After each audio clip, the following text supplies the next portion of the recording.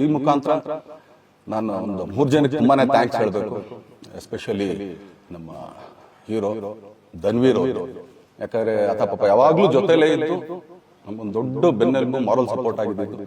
So Dhanveer ಅವ್ರಿಗೂ thanks. ಹಾಗೇನೆ ನಮ್ಮ ಬುಲ್ಬುಲ್ ರಚಿತಾರಾಮ್ ಅವ್ರಿಗೂ ತುಂಬಾನೇ ಥ್ಯಾಂಕ್ಸ್. ಹಾಗೇನೆ ನನ್ನ ಪ್ರಾಣ ಸ್ನೇಹಿತೆ ಆದ ರಕ್ಷಿತ್ಗೂ ಥ್ಯಾಂಕ್ಸ್. ಆಮೇಲೆಲ್ಲಾ ನನ್ನ ಸೆಲೆಬ್ರಿಟಿಗಳಿಗೂ ಅನಂತ ಧನ್ಯವಾದ ಅಂದ್ರೂ ಕೂಡ ತಪ್ಪೇ ಅದು, ಯಾಕಂದ್ರೆ ತುಂಬಾ ಚಿಕ್ಕದು. ಆಮೇಲೆ ಇದೊಂದು ಹೇಳ್ಬೇಕು ಅನ್ಕೊಂಡೆ, ಏನೋ ದರ್ಶನ್ ಆಕ್ಚುಲಿ ಬೇರೆ ಲ್ಯಾಂಗ್ವೇಜ್ಗೆ ಇಲ್ಲೇ ಇಷ್ಟೊಂದು ಪ್ರೀತಿ ಅಭಿಮಾನ ತೋರಿಸಿದ್ದೀರಾ, ಎಲ್ಲಾ ಮಾಡಿದ್ದೀರಾ, ಸುಮ್ಮನೆ ಎಲ್ಲಿಗೆ ಅಂತ ಹೋಗ್ಲಿ, ಸಾಯೋವರ್ಗು ಇಲ್ಲೇನೆ, ಇಲ್ಲಿ ಬಿಟ್ಟು ಇನ್ನೆಲ್ಲೂ ನಾನು ಹೋಗಕ್ ಆಗೋದು ಇಲ್ಲ. ಯಾಕಂದ್ರೆ ಒಂದು ಈಸಿ ಆಗಿದ್ದನ್ನು ಹೇಳ್ತೀನಿ, ಕಾವೇರಿ ಎಲ್ಲಿ ಹುಡ್ತಾಳೆ ಅಂತ ನಿಮಗೂ ತುಂಬಾ ಚೆನ್ನಾಗಿ ಗೊತ್ತು. ಆ ಕೊಡಗಲ್ಲೇ ನಾನು ಹುಟ್ಟಿರೋದು. ಅವಳು ಅಲ್ಲಿ ಹುಡ್ತಾಳೆ ಕಾವೇರಿ, ಎಲ್ಲಾ ಕಡೆ ಹರ್ಕೊಂಡ್ ಬರ್ತಾಳೆ ಅವಳು. ನನ್ ಸೀಮಿತ ಇರೋದು ಬರೀ ಮೇಕೆದಾಟ್ ಅಷ್ಟೇನೆ, ಅದರಿಂದ ಮುಂದಕ್ಕೆ ಹೆಂಗ್ಯಾರು ಹರ್ಕೊಡೋದ್ರು ಅದಕ್ಕೂ ನಮ್ಗೆ ಸಂಬಂಧ ಇಲ್ಲ ನಂಗೆ. ಸೊ ಆ ಥರ ನಾನು ಯಾವಾಗ ಸಿನಿಮಾ ಮಾಡಿದ್ರು ಏನೇ ಮಾಡಿದ್ರು ಇಲ್ಲೇನೆ, ಅದು ಕನ್ನಡ ಸಿನಿಮಾನೇ.